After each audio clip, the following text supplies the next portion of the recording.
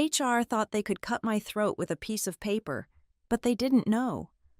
I was sitting on a $65 million bomb, waiting for the perfect moment to detonate, and when that bomb went off, it wouldn't just blow Caitlin out of her chair, it would make the entire company tremble. They played checkers while I played chess. They thought 18 years made me expendable. They were wrong. My name is Rachel Harper, and I should have seen the storm coming the moment I found my favorite mug in the trash. It was a Monday morning at 7:30 when I walked into the break room at Orion Nexus Systems, our billion-dollar tech empire nestled in downtown Denver. The mug, a chipped ceramic piece with "World's Okayest Boss" printed on it, had been my companion through 18 years of code reviews, product launches, and late-night server crashes. Now it lay among coffee grounds and yesterday's sandwich wrappers, deliberately placed where I'd see it. "Spring cleaning," a voice chirped behind me. Caitlin Summers stood in the doorway, her power suit so crisp it could cut glass. Our new head of HR, all 32 years of her, smiled with the warmth of a meat locker. "We're refreshing the workspace culture." I fished my mug out, rinsed it slowly. Refreshing, that's one word for it. She'd been here 3 weeks, and already the office felt different. The bowl of candy at reception promotes unhealthy habits. The plants people kept on their desks banned fire hazard.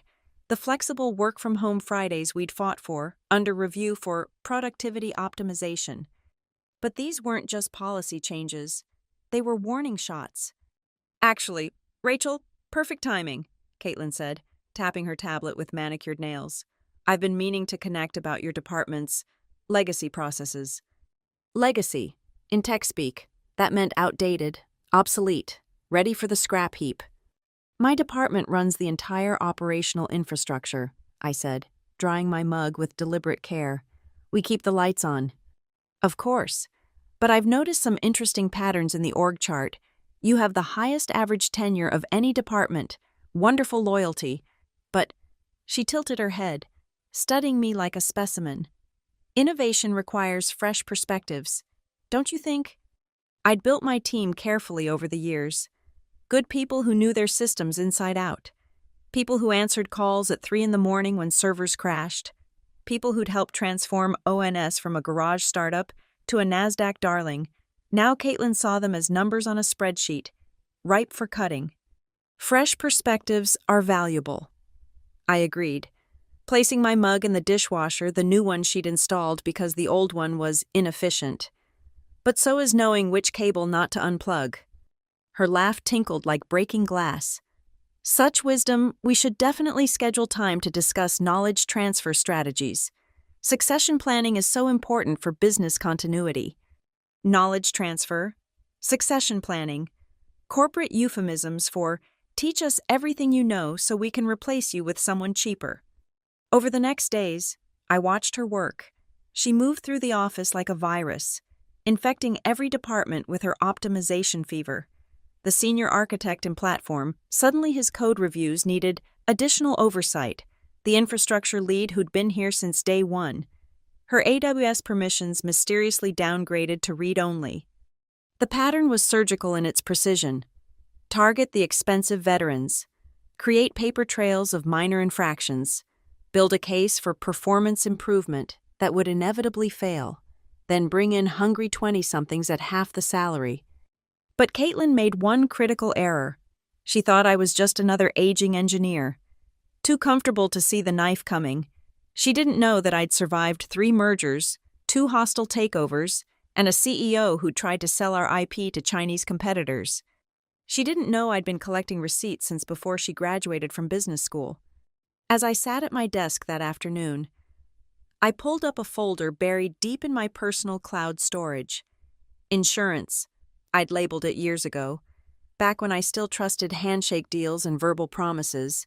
Inside lay contracts, emails, board meeting minutes, 18 years of corporate archaeology. And there, in a dusty PDF from 2005, was something I'd almost forgotten about. Something negotiated when ONS was desperate for experienced talent, when they'd promise anything to someone who could scale their infrastructure. Clause 19A. I read it twice, then smiled for the first time in weeks. Caitlin wanted to play corporate chess. She had no idea she'd already lost. The first chess piece moved on a Tuesday at 2:45 p.m. Strange. Marcus, my senior engineer, messaged me on Slack. Can't access the deployment configs. Says I need additional permissions.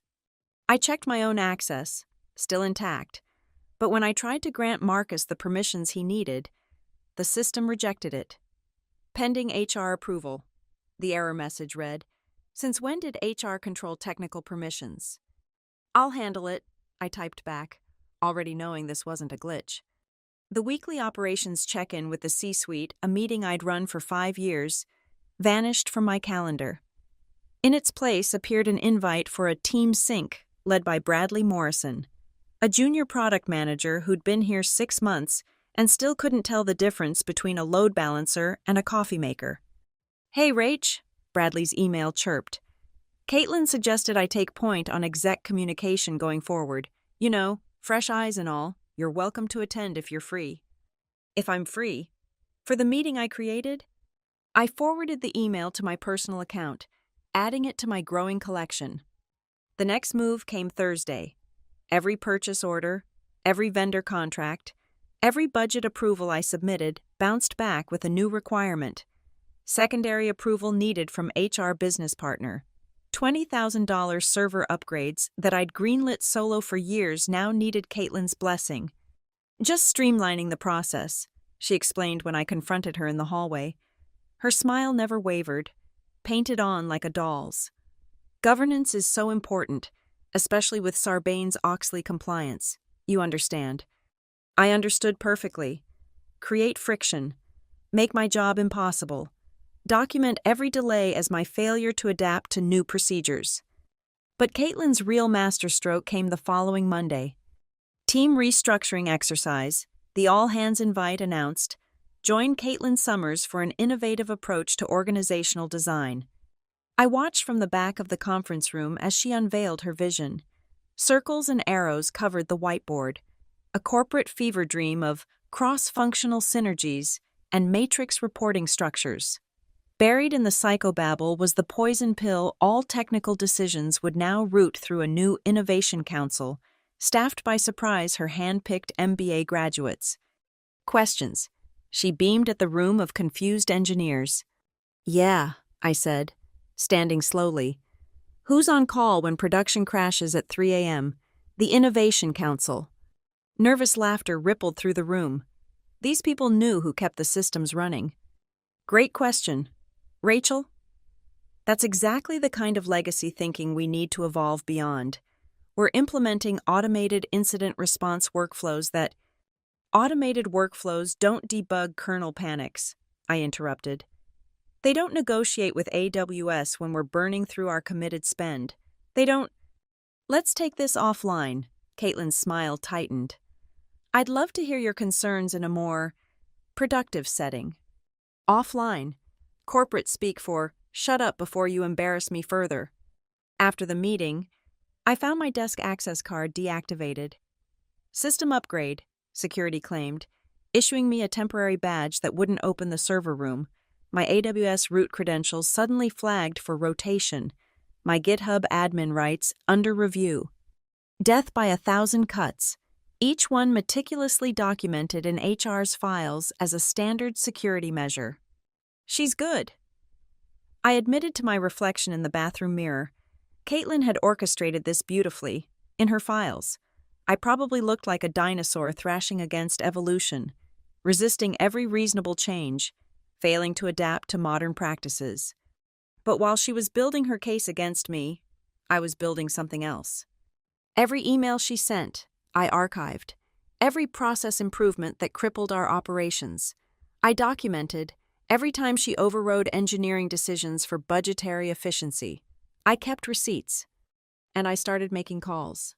James, it's Rachel Harper. Yeah, it's been a while. Listen, I need you to look at something.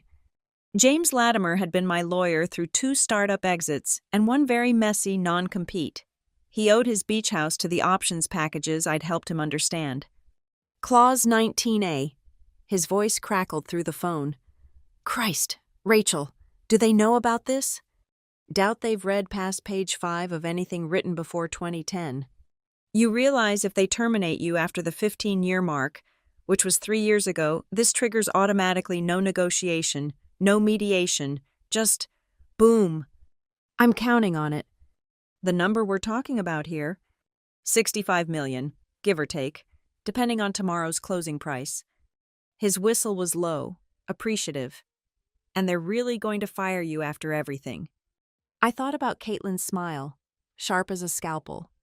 Oh, James, they can't wait. When? Soon? She's just waiting for enough paperwork to make it look clean. And you're just letting her. I smiled, though he couldn't see it. I'm giving her all the rope she wants. That night, I backed up every personal file, every contact, every piece of institutional knowledge I'd accumulated. Not to take with me, that would be theft, but to make sure I knew exactly what they'd lose when I walked out the door.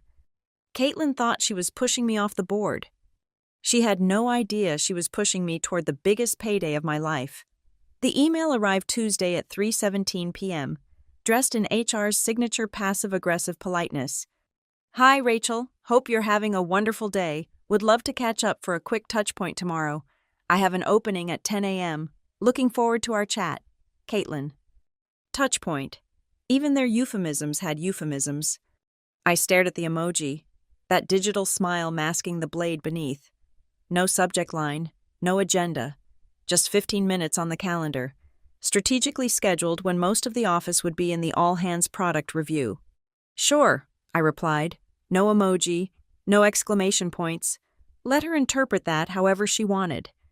That night, I couldn't eat, not from nerves, from anticipation, like a poker player watching their opponent go all in with a pair of twos while holding a royal flush.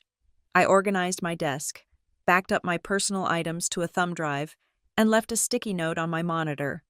Password for emergency runbooks in the shared vault, RH. My team would need those runbooks soon enough. Wednesday at 9:58 a.m. I walked to HR's corner of the building. The hallway smelled of fresh paint and corporate anxiety. Through the glass wall, I could see Caitlin arranging papers on her desk with surgical precision. Beside her chair sat an empty cardboard box, not even trying to be subtle anymore. I knocked once and entered. Rachel, please, sit. She gestured to the chair across from her, lower than hers.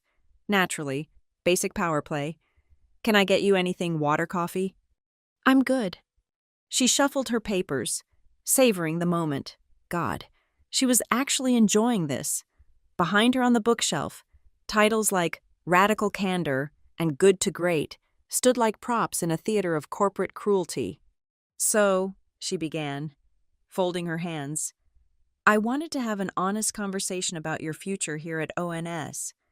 My future. I kept my voice flat, neutral, let her fill the silence. Yes, you've been such a valuable part of our journey. Rachel, 18 years? Wow, that's practically a lifetime in tech. She smiled as if longevity were a disease.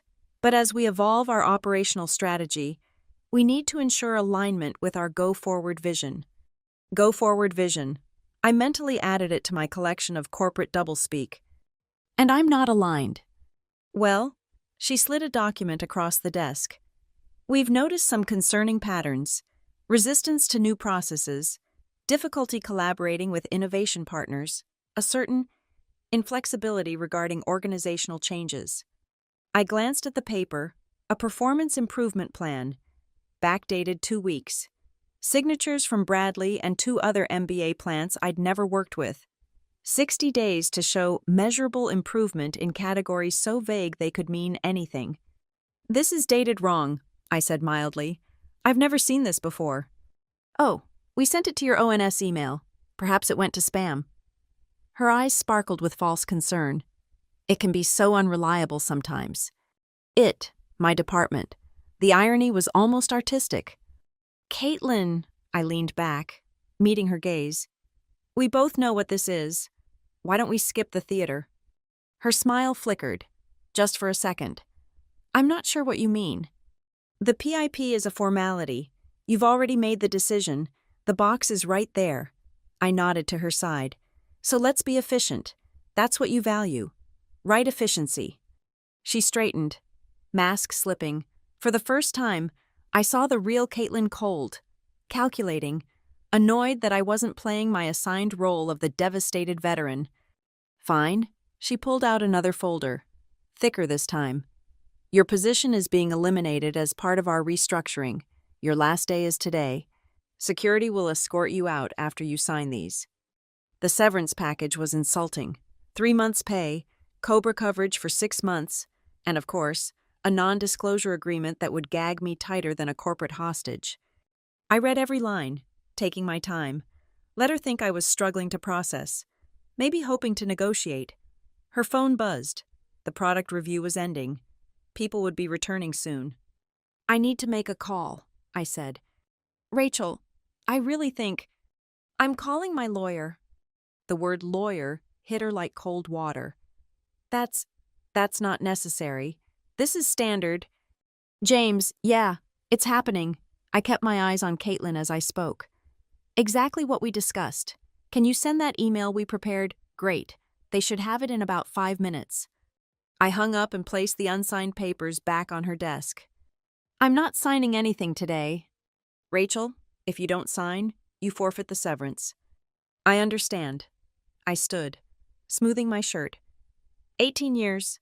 Caitlin, you might have checked what kind of contract someone signs when they're employee number 7 at a startup. Her phone buzzed, then her laptop, then her desk phone lit up like a Christmas tree. What did you... She grabbed her phone, face draining of color as she read.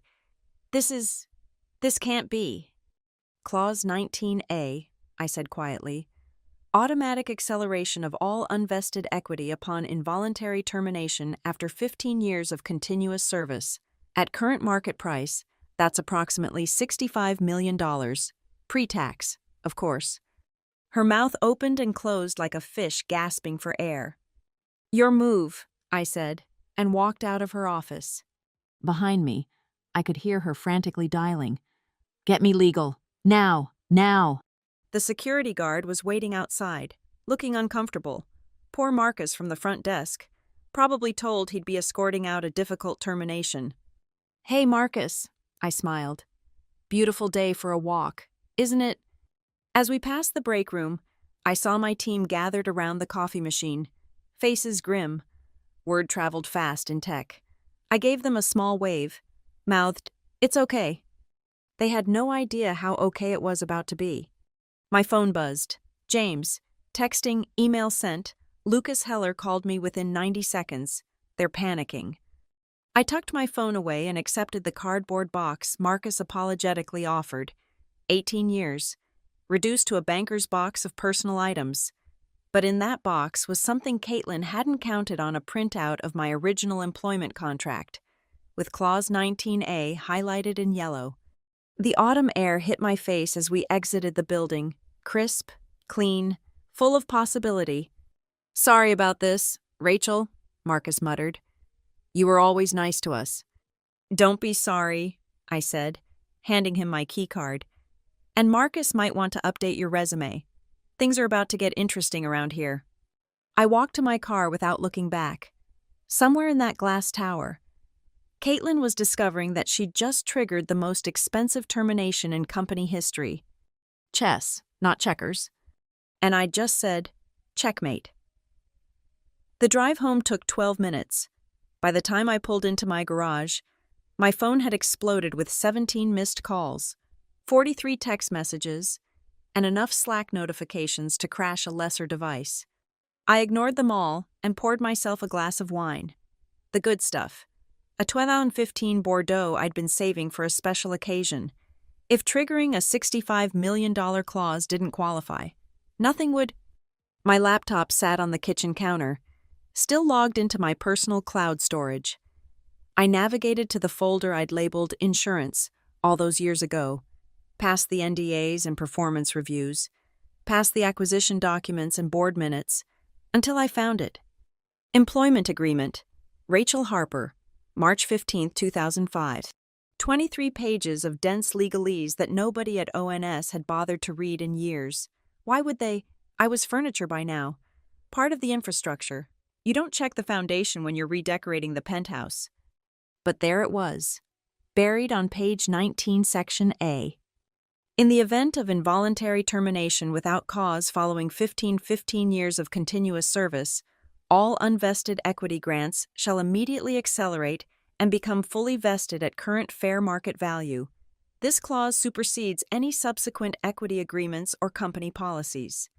I'd negotiated it back when ONS was hemorrhaging cash, when they needed someone who could scale their infrastructure from 1,000 users to 1 million. The founding CFO had agreed immediately after all. What were the odds anyone would last 15 years at a startup? My phone rang. "James." "You're on speaker," he said without preamble. "I've got Lucas Heller and Diane Frost from legal." "Rachel." Lucas's voice sounded strained.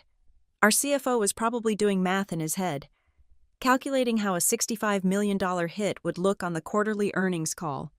"We need to discuss this situation." "What's to discuss? The contract is clear." "That contract is 18 years old." "And legally binding," James interrupted. "Unless you're suggesting ONS doesn't honor its agreements." Silence. Then Diane, her lawyer voice carefully modulated. "We'd like to propose a meeting, tomorrow morning, to explore options." "My client is under no obligation to negotiate," James said. "The termination has already occurred. The clause is automatically triggered." "We could reverse the termination," Lucas blurted. "Caitlin acted without full authorization." "She's head of HR," I said, speaking for the first time. "Are you saying she doesn't have the authority to fire people?" More silence. I could practically hear their panic through the phone. "The board will need to be informed," Diane said finally. "This material impact, the SEC filing requirements alone." "Then you'd better inform them," James said cheerfully. "In the meantime, I'll be sending over instructions for the equity transfer. Rachel's broker is expecting your call." He hung up before they could respond. $65.3 million, he said, calling me back on his private line. "Based on today's closing price, though if news of this gets out..." "Stock'll tank," I finished. "Massive unplanned equity liquidation right before earnings. The market will panic." "ONS can't afford that, not with the Prometheus acquisition pending." "The Prometheus deal? I'd forgotten about that, a $3 billion acquisition that would cement ONS's market position. Any hint of financial instability could spook Prometheus into walking." "They'll try to bury this," I said. "They'll try to settle, quietly. The question is what you want, Rachel." What did I want? I thought about 18 years of late nights, of building systems that now powered a billion-dollar company. I thought about my team, about Marcus at the security desk, about everyone Caitlin had marked for elimination. "I want the full amount," I said, "every penny that contract entitles me to. And I want it to hurt." James chuckled. "Oh, I think we can arrange that." My phone buzzed with a text from an unknown number. I opened it to find a screenshot from someone still inside ONS, the all-hands Slack channel. "At channel emergency executive meeting scheduled for 6 p.m., mandatory for all VPs and above, no exceptions." Another text, this one from Marcus at security. "Never seen anything like this. Caitlin's been in the bathroom crying for 20 minutes. Legal took over her office." I poured another glass of wine and opened my laptop. Time to review my other insurance policies. The emails where Caitlin discussed clearing out the dead wood. The chat logs where she'd laughed about dinosaurs not knowing the meteor was coming. The presentation where she'd outlined exactly how much the company could save by replacing senior engineers with offshore contractors. Evidence of a pattern, a deliberate strategy targeting older employees. The kind of thing that turned a simple contract dispute into an age discrimination lawsuit. Not that I'd need to file one. The threat alone would be enough. My phone rang, a blocked number. "Ms. Harper." A voice I didn't recognize, male, nervous.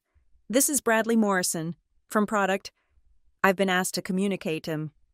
"Bradley," I interrupted, "the junior PM who took over my executive meetings. How's that working out?"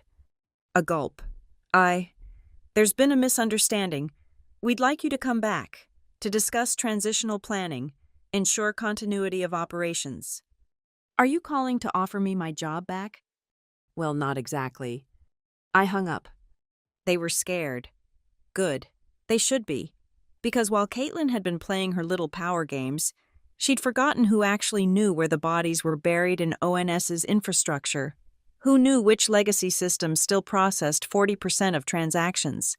Who knew which API keys couldn't be rotated without breaking half their enterprise clients? Who knew which undocumented dependencies would bring the whole house of cards tumbling down? Another call, this time from Phil Garrett, VP of Engineering, one of the few executives I still respected. Jesus Christ, Rachel, he said without preamble. Did you really just bankrupt us? The company's worth $4 billion. Phil, I think you'll survive.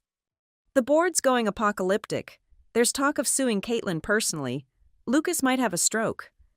And the trading app is throwing errors we've never seen before. Something about authentication timeouts. I smiled. The authentication service I'd built in 2009 still running because nobody understood it well enough to replace it. It would need a certificate renewal in. I checked my watch. About 6 hours. Sounds like an operations problem, I said. Have you tried turning it off and on again? Rachel, please. People's jobs are at stake here. They were at stake when Caitlin started her purge too. Where was your concern then? Silence. The certificates in the key management system, I said finally. Passwords in my handover notes, which I would have completed if I hadn't been escorted out like a criminal. Thank you. Phil, next time someone tries to optimize my team, maybe speak up. I ended the call and turned off my phone. Let them stew. Let them realize exactly what they'd thrown away for the promise of a younger, cheaper workforce. $65 million was just the beginning. The real cost would be everything that broke once I was gone. Thursday morning at 8:45 a.m., James called with an update that made me spill coffee on my kitchen counter. They've been up all night, he said, barely suppressing his glee. My contact at Morrison & Associates says their entire senior partnership is camped out in ONS's boardroom. They're billing at emergency rates. How emergency are we talking? $1,500 an hour, per partner. There are 6 of them. I did the math. Their legal fees alone would hit 6 figures before lunch. But here's the beautiful part, James continued. Lucas sent the board a preliminary impact assessment. Your $65 million would trigger debt covenants on their credit facility. They'd have to restate earnings. The Prometheus deal has a material adverse change clause. English, James.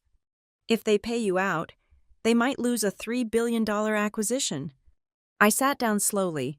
I'd expected pushback, maybe even a lawsuit. But I hadn't anticipated the domino effect. One employment contract, properly leveraged, threatening to topple a deal that had been 18 months in the making. There's more, James said. Caitlin's been suspended pending investigation.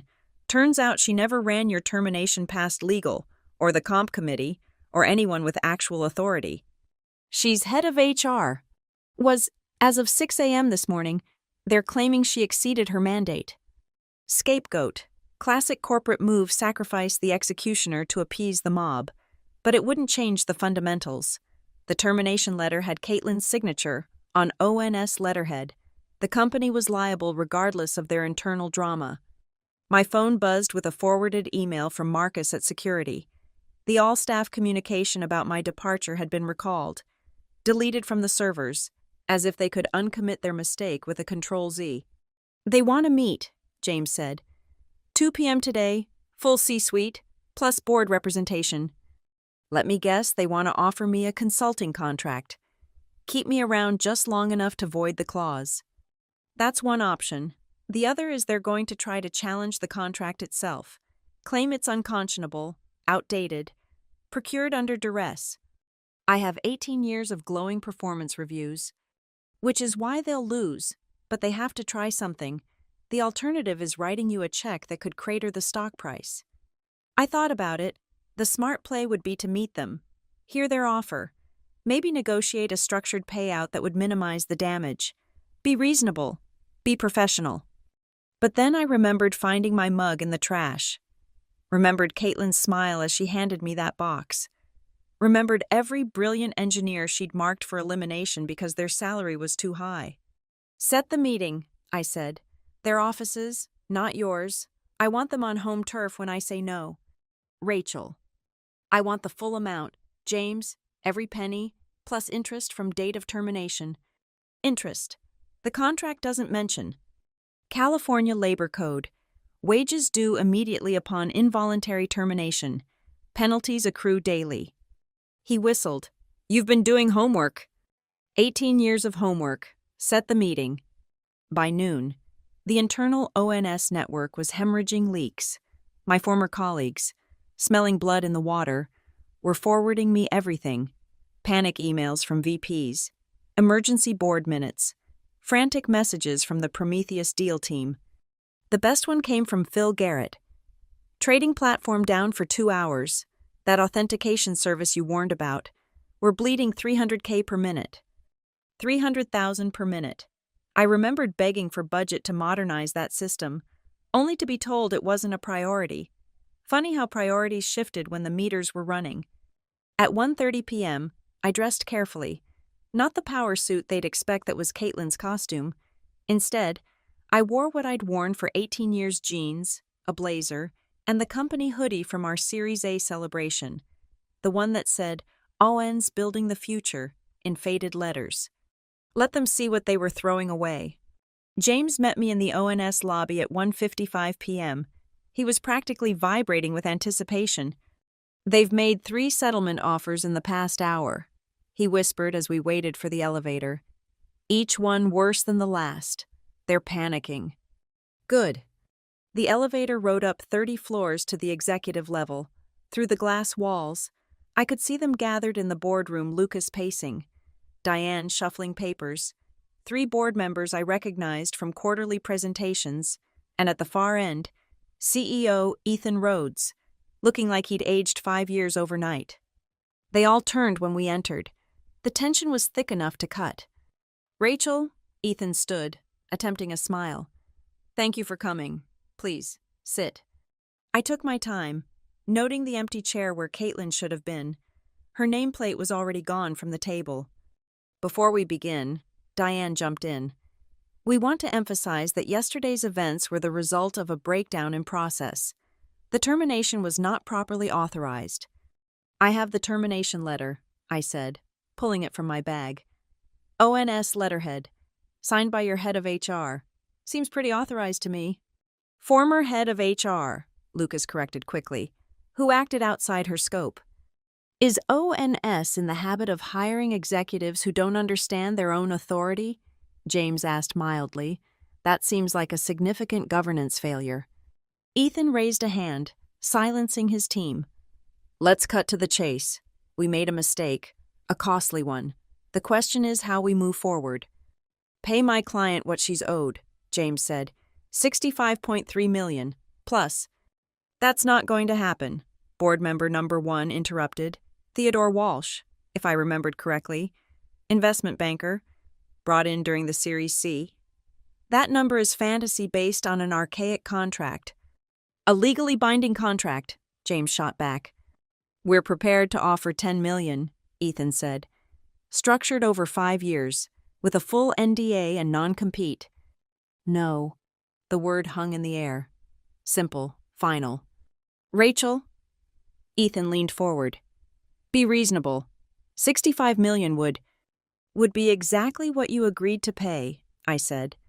When you desperately needed someone to save your failing infrastructure, when you were burning through VC money with no path to profitability, when I was the only one willing to work 20-hour days to keep your servers running. That was 18 years ago. And the contract hasn't expired. You had 18 years to renegotiate, to buy me out, to handle this professionally. Instead, you let Caitlin play her games until she triggered a clause she didn't know existed. We could litigate this for years, Diane warned. You could, I agreed.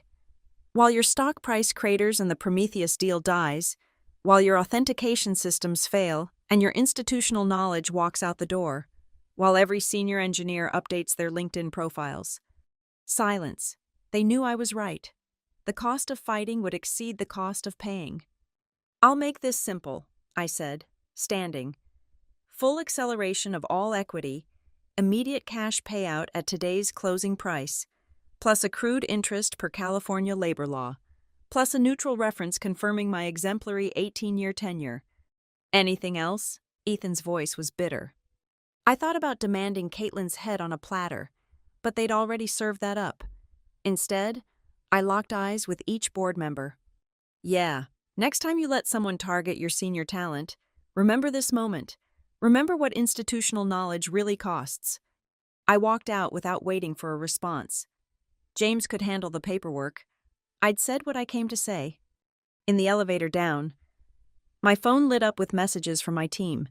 They'd watched me enter the building, tracked my progress on social media like some kind of corporate gladiator match. "Did you really just take them for $65? Marcus texted. "The bill comes due," I replied. And it was only just beginning. Friday morning brought the first real system failures, exactly as I'd predicted. Major outage on the payment gateway. Phil texted me at 6:23 a.m. The vendor API tokens expired. No one knows how to regenerate them. I sipped my coffee and watched the sunrise from my deck. Those tokens were tied to a legacy account I'd managed personally. The documentation existed, but it was buried in a wiki that Caitlin's efficiency drive had marked for decommission. By 7 a.m., the tech press had picked up the story. ONS Trading Platform experiences third consecutive day of outages, read the TechCrunch headline. The comments section was brutal customers threatening to switch platforms, investors questioning leadership, engineers openly mocking the Innovation Council that couldn't keep basic services running. Then came the bombshell that made me laugh out loud. Breaking internal audit reveals systematic issues at ONS HR department. Someone, probably one of Caitlin's many enemies, had leaked the smoking gun. An internal audit from 6 months ago showing that HR had been misclassifying employees to avoid overtime, denying benefits to contractors who should have been full-time, and maintaining a spreadsheet literally titled Cost Optimization Targets that listed every employee over 40 with more than 10 years of tenure, including me. James called within minutes. "This is a gift from the litigation gods. Age discrimination, systematic targeting, documented evidence we could triple the damages." "I don't want to sue them," I said. "I just want my $65 million. They know that, which is why Lucas Heller is about to call you directly. They can't contact me without going through you. They're desperate. Rachel, the Prometheus team is threatening to invoke the Material Adverse Change Clause. If that deal dies..." My phone buzzed. Unknown number, Denver area code. "Speak of the devil," I muttered, then answered. "Lucas?" "Rachel." He sounded exhausted. "We need to talk, off the record." "There is no off the record. I'm recording this call." A pause. "Fair enough. Look, the audit leak we know that wasn't you." "How generous, considering I was locked out of all systems 3 days ago." "We need those API tokens renewed. The payment gateway's been down for 6 hours. We're hemorrhaging customers." "Sounds like an operations problem." "Rachel, please. People are going to lose their jobs over this. Not executives, the engineers, the support staff, the people who had nothing to do with Caitlin's decisions." He wasn't wrong. The longer systems stayed broken, the more pressure there'd be for layoffs. My former team would suffer for management's mistakes. Again. "The token regeneration process is documented in the internal wiki," I said finally. "Search for Payment Gateway Emergency Procedures. The master password is in the key vault under RH Legacy Critical." "Thank you." "Lucas, that's the last free advice you get. Next time something breaks, my consulting rate is $10,000 an hour, 4-hour minimum." "That's extortion." "That's market rate for someone who can fix your disasters. Oh, and Lucas, you might want to check the certificate expiration dates on the load balancers. Just a heads up." I hung up before he could respond. Within an hour, the payment gateway was back online, but the damage was spreading beyond mere technical failures. My Slack still technically active through a licensing oversight lit up with messages from current employees. Compliance team just found 3 years of missing audit logs. Major enterprise client threatening to terminate contract. Entire Southeast Asia expansion team just quit in protest. The last one made me pause. I knew that Team 5 brilliant engineers I'd hired and mentored. Their resignation meant the Bangkok office project was dead, along with ONS's plans for regional expansion. Then came the message that changed everything. Rachel, urgent. Check your email. Phil. I opened my personal email to find a forward from Phil. The subject line made my blood run cold. FW whistleblower complaint. SEC submission. Someone inside ONS had gone nuclear. A 20-page document detailing financial irregularities, hidden liabilities. And here's where it got interesting, a pattern of terminating employees just before major equity vesting events to reclaim shares for the company pool. My case wasn't isolated. It was part of a strategy. The complaint included screenshots, board meeting minutes, even recordings of Caitlin bragging about how much she'd saved by optimizing human capital. They've been doing this for 2 years, the whistleblower wrote, targeting employees with significant unvested equity, manufacturing performance issues, creating hostile work environments to force voluntary departures. Rachel Harper is just the first one who fought back. My phone rang. James, have you seen the SEC complaint? Yeah. This changes everything. If there's a federal investigation, they can't pay you out without it looking like hush money, but they also can't not pay you without validating the complaint. Rock in a hard place. More like a rock in a nuclear bomb, Rachel. With this evidence, we're not talking about $65 million anymore. If this becomes a class action, I don't want a class action. I want my contract honored. And you'll get it, because now they need you to not join the whistleblower complaint. Your silence, your actual silence. Not NDA silence is worth more than the money. Another call coming in. Ethan Rhodes himself. I need to take this, I told James. Rachel? Ethan's voice was raw. I assume you've seen the complaint? I have. We need to settle, today, before markets close. I'm listening. $65.3 million. Wire transfer within the hour. Plus the interest you calculated. Plus healthcare continuation for 2 years. In exchange, you sign a simple severance agreement. No admission of wrongdoing. No participation in any investigations. No public statements. No NDA. Correct. We're not asking you to lie. Just don't volunteer anything. I considered it. They were offering everything I'd asked for. Plus healthcare I didn't need. The only catch was staying quiet while the SEC investigated, while other employees potentially suffered. One condition, I said. The whistleblower complaint mentions systematic targeting of senior employees. I want a written commitment that ONS will halt all age-based optimization initiatives and reinstate anyone terminated under similar circumstances in the past year. Silence. That's not. Then we have nothing to discuss. Good luck with the SEC. Wait. A muffled conversation. We can commit to a full review of all terminations, independent third party, if irregularities are found. Not good enough. Halt and reinstate, or I become the SEC's star witness. More muffled voices. I could hear Diane arguing, Lucas cursing, board members shouting over each other. Beautiful chaos. Fine, Ethan said finally.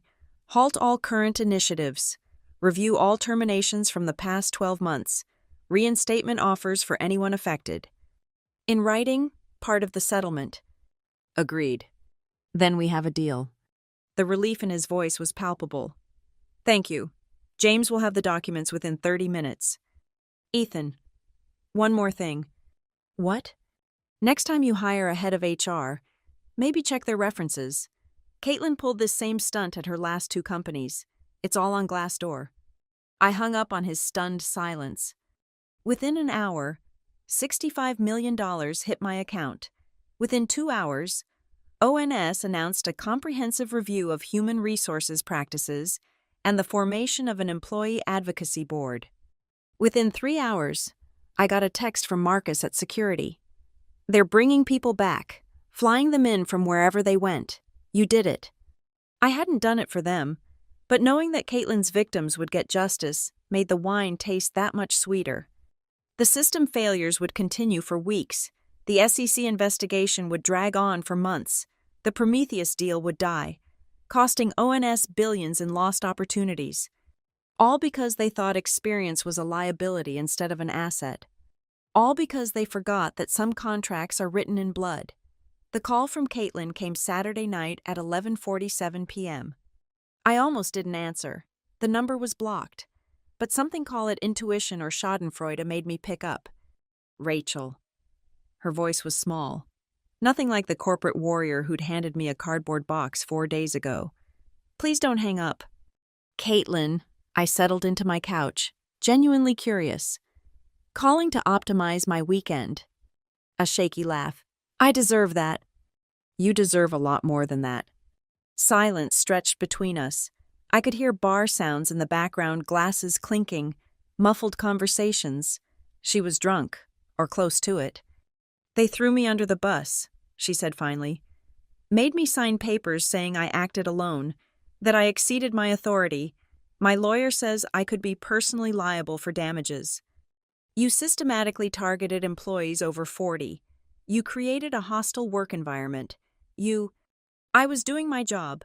The words burst out of her. They hired me to cut costs, to right-size the organization. Every decision I made. Lucas approved in our one-on-ones. Ethan knew the strategy. The board set the targets. But you didn't get that in writing. No, it was all verbal, off-the-record meetings.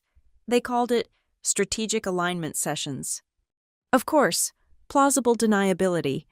The executives set the direction, but kept their hands clean, letting Caitlin be the visible face of the purge. When it backfired, she became the perfect scapegoat. Why are you calling me? Caitlin. Because you won, and I need to know how you saw it coming, how you prepared. I considered hanging up. She'd tried to destroy my career, my livelihood, my sense of worth. But there was something in her voice, not just defeat, but genuine bewilderment. You want to know where you went wrong? Yes. You thought this was just business. Spreadsheets and efficiency metrics and human capital optimization. You never understood that you were playing with people's lives. That's not... Every person you marked for termination had a story. Years of contributions, families, mortgages, dreams, but you reduced them to numbers on a spreadsheet. That's literally what HR is supposed to do. Manage human resources. No, I said. HR is supposed to manage humans.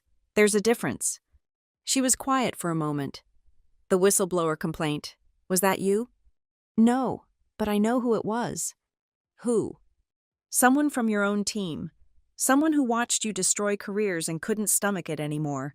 Someone who kept receipts, just like I did. Miranda, she whispered. It was Miranda Chen. Wasn't it my own senior analyst? I neither confirmed nor denied. Miranda had reached out to me after the news broke, sharing her story, how Caitlin had made her compile the termination lists, how she'd been ordered to backdate performance issues, how she'd finally snapped when she saw my name on the list, the woman who'd mentored her when she was a junior engineer. I'm finished, Caitlin continued. Blacklisted from tech. My reputation's destroyed. LinkedIn is a graveyard. I can't even get recruiters to return my calls. Part of me felt satisfied. Karma was swift and thorough. But another part, the part that had spent 18 years building teams and mentoring young professionals, felt something else. How old are you, Caitlin? 32. You've got 30-plus years of career ahead of you. This doesn't have to be the end. Are you seriously giving me career advice after everything? I'm giving you life advice. You burned bridges, but bridges can be rebuilt. You hurt people, but people can forgive. You made mistakes, but mistakes can teach. The SEC is investigating me personally. I might face charges. Then cooperate. Tell the truth. Show them the emails where Lucas set the targets, the presentations where Ethan praised your cost-cutting, the board minutes where they approved your strategy. I signed an NDA, which becomes void if you're subpoenaed. Caitlin, they used you, just like you used us. The difference is, you have a chance to break the cycle. Another silence. When she spoke again, her voice was steadier. Why are you being kind to me? Because destroying you won't undo what happened.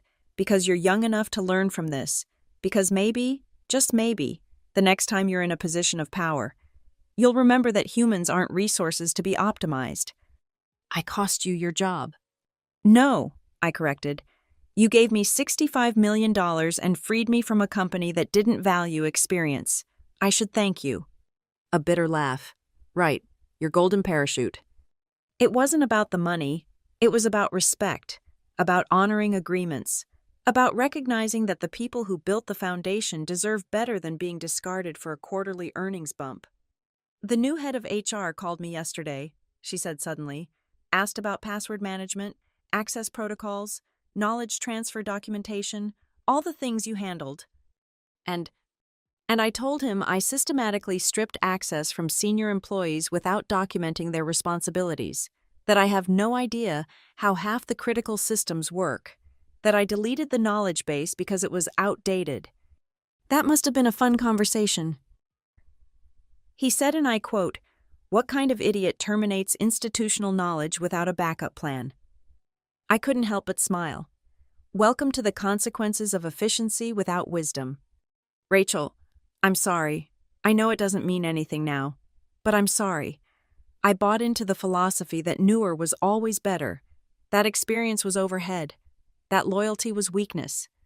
And now I'm 32, unemployed, and realizing I threw away mentorship for metrics. I optimized human connections out of existence. I turned people into problems to be solved. My phone buzzed with another call. Phil Garrett. I need to take this, I said. Caitlin, one last piece of advice. Yeah. When the SEC calls, and they will tell the truth, all of it, the real criminals aren't the foot soldiers following orders. They're the generals who give those orders then deny they ever did. You think I should flip on them? I think you should stop being their scapegoat. You wanted to play corporate chess. This is your chance to capture their king. I switched to Phil's call, leaving Caitlin to contemplate her next move. Rachel, thank God, Phil said immediately. The load balancers you warned about just failed. The entire customer database is inaccessible. We need... My consulting rate is $10,000 an hour, I reminded him. 4-hour minimum, paid in advance. Are you serious? Dead serious. Wire the $40,000 to my account, and I'll fix your problem, or let your innovation council figure it out. He cursed, colorfully and at length. Fine. Sending now? Smart choice. The fix will take 15 minutes, but you're paying for 18 years of knowing how to do it. As I pulled up my laptop to save ONS's bacon once again, I thought about Caitlin sitting in some bar, nursing her wounds and hopefully learning her lessons. She'd been a weapon, but weapons don't choose their targets. The real architects of the purge were still in their corner offices, already planning their next optimization. But their weapon had just turned in their hands, and with Miranda's whistleblower complaint and potentially Caitlin's testimony, the generals might finally face their own reckoning. Corporate chess indeed. Sometimes the pawns overthrow the board. Monday morning, 7:15 a.m., the Wall Street Journal dropped the bomb. ONS board calls emergency session as SEC widens investigation into employment practices. I read it over breakfast, savoring each paragraph like fine wine. Anonymous sources, almost certainly board members trying to save themselves, had leaked the extent of the damage. The SEC wasn't just investigating the terminations anymore. They were looking at financial disclosures, equity manipulation, and potential securities fraud. The best part. Someone had done the math on how many employees had been terminated just weeks or months before major vesting events. The pattern was damning. Over 2 years, ONS had saved nearly $200 million in equity compensation through strategic terminations. My phone hadn't stopped ringing since 5 a.m. Reporters, headhunters, former colleagues. Everyone wanted to hear from the woman who'd triggered the avalanche. I ignored them all, except one. Theodore Walsh's office, the assistant answered. How may I direct your call? Tell him Rachel Harper is returning his call. The board member who'd called my contract fantasy was suddenly very interested in reality. Within seconds, his gravelly voice came on the line. Ms. Harper, thank you for calling back. Ted, I said, deliberately casual. What can I do for you? I'll cut to the chase. The board is meeting in 2 hours. We need someone who understands the full scope of the operational failures. Someone who can provide context. You mean someone to blame? I mean someone who can help us understand how we got here. As a paid consultant, of course. The audacity was breathtaking. They wanted me to help them navigate the mess they'd created by firing me. My consulting rate? Yes, $10,000 per hour. We're aware. We're prepared to offer a 20-hour engagement. $200,000 to explain their own company to them. The irony was delicious. I'll need that in writing. And Ted, I won't sugarcoat anything. You want context? You'll get all of it. Understood. Can you be here by 9? 9:30, I have a yoga class. I didn't have a yoga class, but they could wait. At 9:25 a.m., I walked into ONS headquarters for the first time since my termination. The security desk was in chaos, apparently. The access control system had failed over the weekend, and they were manually checking everyone in. Ms. Harper. Marcus stood up so fast he knocked over his coffee. I didn't expect, are you... Consulting, I said, signing the visitor log. Official business. I heard what you did, getting people their jobs back, standing up to them. You're a legend around here. A legend. 4 days ago, I was expendable overhead. Now I was corporate folklore. The elevator ride to the boardroom felt different this time. I wasn't fighting for my job or my dignity. I was here as a hired gun, brought in to explain the obvious to people who'd been paid millions to ignore it. The boardroom was a study in barely controlled panic. 8 board members, including Ted Walsh, sat around the mahogany table like defendants awaiting sentencing. Ethan Rhodes looked like he'd aged another 5 years over the weekend. Lucas Heller was notably absent. Rumor had it he'd been placed on administrative leave pending investigation. Rachel? Ethan stood, attempting warmth. Thank you for coming. I took my seat without acknowledging his greeting. You have 20 hours. Where would you like to start? Diane Frost, head of legal, jumped in. We need to understand the scope of technical failures. The SEC is asking why critical systems weren't properly documented or transitioned. Because you fired the people who understood them, I interrupted. Next question. Ted Walsh leaned forward. It's not that simple. We need specific examples. Fine. The authentication service that failed last week, I proposed upgrading it in 2019, 2020, and 2021. Each time, the budget was rejected because, and I'm quoting Lucas here, if it ain't broke, don't fix it. Except it was broken. We were just really good at patching it. But surely there was documentation. There was, in the wiki Caitlin decommissioned, on the shared drives that got archived to save storage costs, in the minds of the engineers you labeled as legacy overhead. I pulled out my laptop and connected it to the room's display. Let me show you something. The screen filled with an architectural diagram I'd created 2 years ago. It showed ONS's entire technical infrastructure, every system, every dependency, every critical path. This is your company, I said. See these red lines? Those are single points of failure, each one maintained by a specific person with specific knowledge. Now, let me show you who you fired. I clicked to the next slide. Red X's appeared over a third of the critical systems. Miguel Rodriguez fired 6 months ago, 2 weeks before his equity cliff. He managed the customer data pipeline. It's been degrading ever since. Click.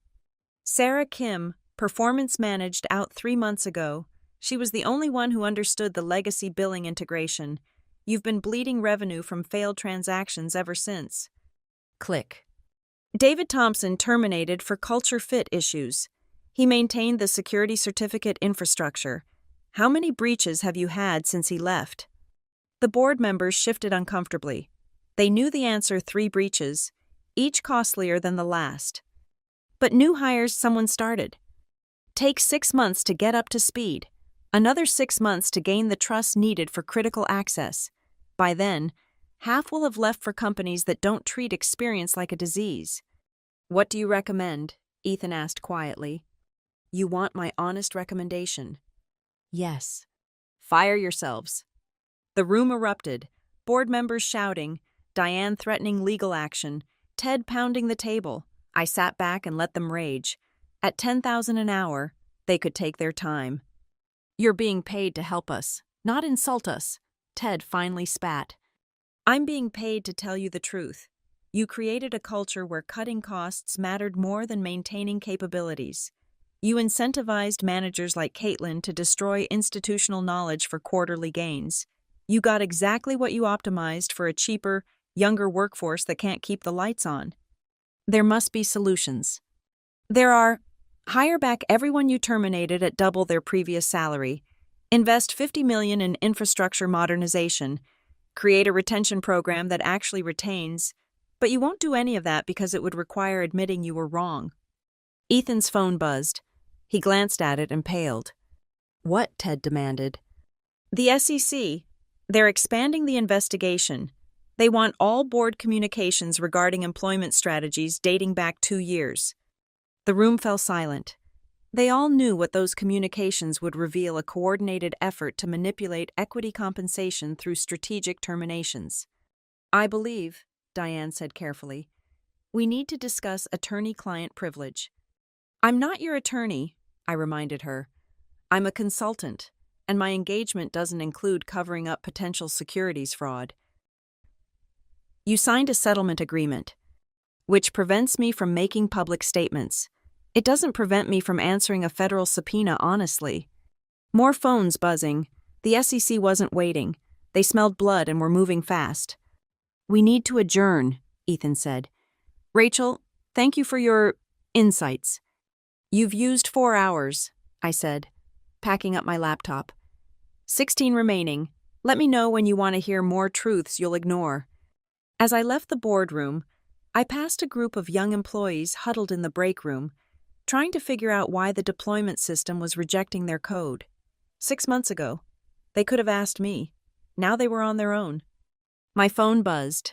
A text from James: "SEC wants to interview you. Voluntary for now." I smiled. Voluntary for now.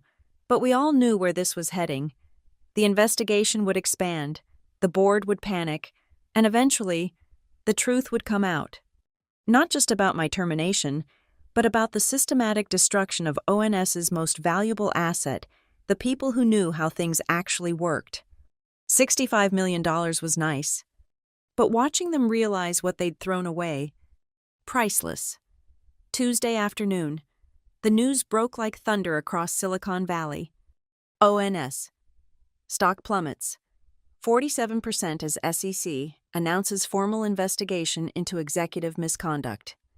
I watched the carnage from my home office, CNBC playing on one screen while my phone lit up with messages from former colleagues.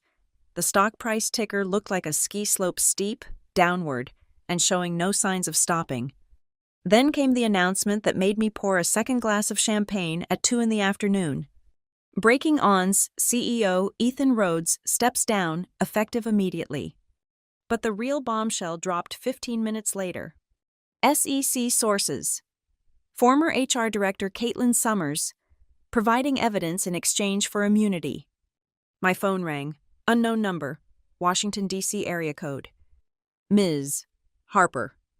"This is investigator Sarah Martinez with the SEC.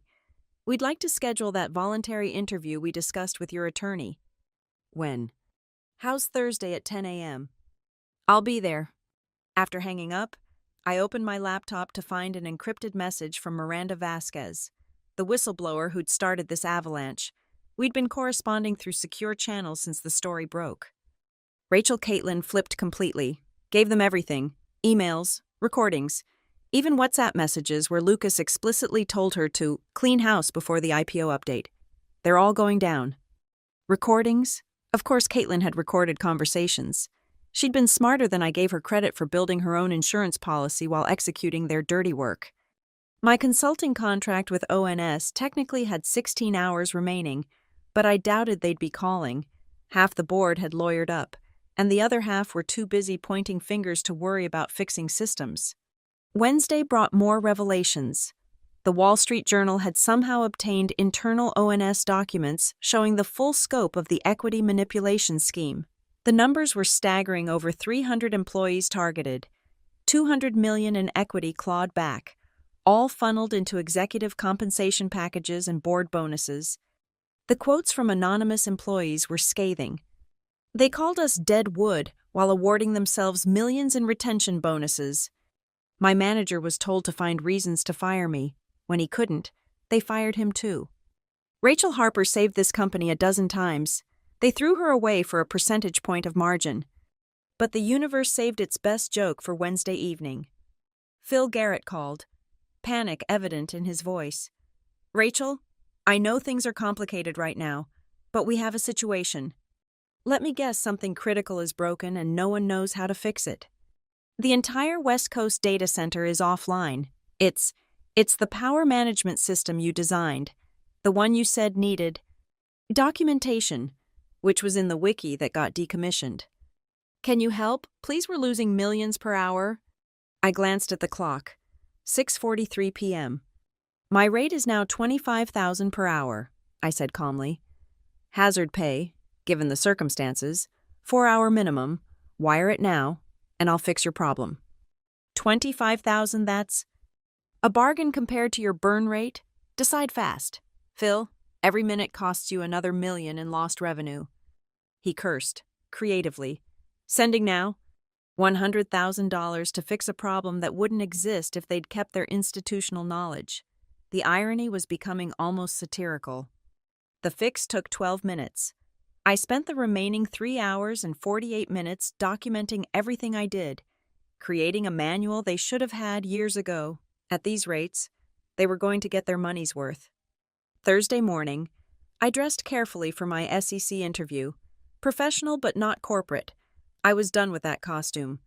The federal building in San Francisco loomed like a monument to consequences. Sarah Martinez turned out to be a sharp-eyed woman in her 50s who'd clearly seen every corporate scandal imaginable. Her assistant looked young enough to be my daughter, but took notes like a court reporter. "Ms. Harper, thank you for coming. Before we begin, you understand this is voluntary. You're free to leave at any time." "I understand." "Excellent. Let's start with your employment contract from 2005. For 3 hours, I walked them through everything. The contract negotiation when ONS was desperate. The years of building systems while watching executives get rich off our work. The pattern of targeting senior employees. Caitlin's surgical campaign to remove anyone who might question the new order. I showed them emails, documentation, the architectural diagrams that proved how critical expelled employees had been. I explained how the company had systematically destroyed its own capabilities in pursuit of metrics that looked good in PowerPoint. "This clause 19A, Martinez said, studying my contract. "Did you know it would be worth this much when you negotiated it?" I hoped the company would succeed. I didn't expect them to throw me away once it did. "And you had no communication with other terminated employees about coordinating." "I didn't need to coordinate anything. They pulled the trigger themselves. All I did was make sure it was loaded 18 years ago." She smiled slightly. "One more thing. We've received information suggesting you may have additional documentation about executive compensation tied to these terminations." I pulled out a thumb drive. Executive bonuses for the past 3 years. Public information. Technically, but buried in proxy statements. I've mapped them against termination waves. The correlation is interesting. Martinez's assistant's eyes widened as she scrolled through the data. Every mass termination had been followed by executive bonuses for operational efficiency. The bigger the layoff, the bigger the bonus. "They incentivized firing people," the assistant said, almost to herself. "They literally paid themselves to destroy jobs." "The best part," I said, "check the vesting schedules. Most of those bonuses are clawback eligible if the SEC finds wrongdoing." Martinez's smile widened. Ms. Harper, would you be willing to testify if this goes to trial? Absolutely. Walking out of the federal building, I felt lighter than I had in years. Not because of the money, though, 65 million certainly helped. Not even because of the vindication, but because the truth was finally coming out. My phone buzzed. A message from Marcus at security. New CEO just announced. They're bringing back everyone who was terminated. Full back pay. You did it. Another message. This one from a number I didn't recognize. This is Sarah Kim. They called me yesterday, offered me my job back at double salary. I said triple or nothing. They said yes. Thank you for showing us how to fight back. And another Miguel here. Just got rehired as chief data architect. First thing I'm doing is documenting everything. Never again. By evening, my LinkedIn had exploded. Connection requests from every major tech company. Job offers ranging from reasonable to absurd. Consulting requests that would keep me busy for years if I wanted. But the message that mattered most came from Phil Garrett. Board just voted, implementing your entire modernization plan. 50 million budget approved. Want to lead it? I stared at the message, then typed back. 50 million was the price 2 years ago. Now it's 75, and I want a contract with very specific termination clauses. Done. I smiled.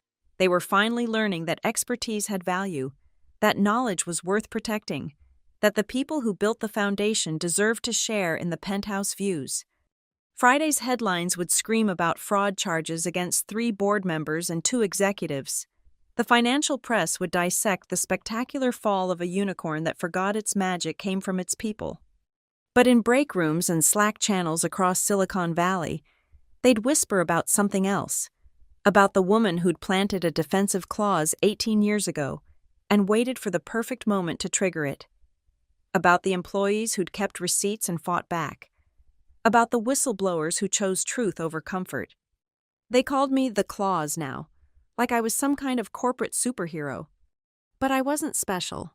I was just someone who'd learned long ago that in corporate chess, sometimes the best move is to think 18 years ahead, and to never, ever trust anyone who calls you human capital.